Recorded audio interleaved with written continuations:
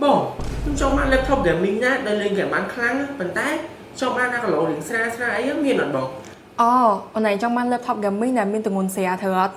អាចមកមើលបានជាមួយនឹង ASUS Gaming V16 នេះបានធានាថាទម្ងន់ CR ដល់2គីឡូឯងអូនឯងនឹងតែពេញចិត្តហ្មង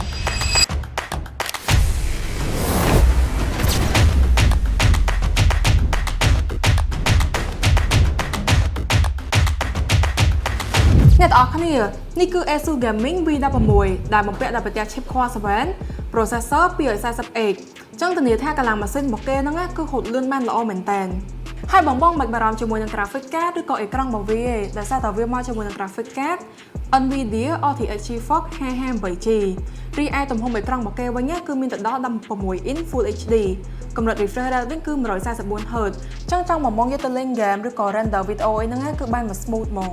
ចឹងសម្រាប់បងដែលមានការងារច្រើនឬក៏ចង់យកទៅបើកកម្មវិធីច្រើនដងក្នុងពេលតែមួយអីហ្នឹងក៏អែមដែរជាមួយនឹង RAM 16G រីឯ storage វិញគឺ 512G ចឹងបើសិនជាបងចាប់អារម្មណ៍ចង់បានកុំព្យូទ័រមួយនេះអាចមកតែផ្ទាល់មើលផ្ទាល់នៅ PDC Computer សិនក៏បានដែរ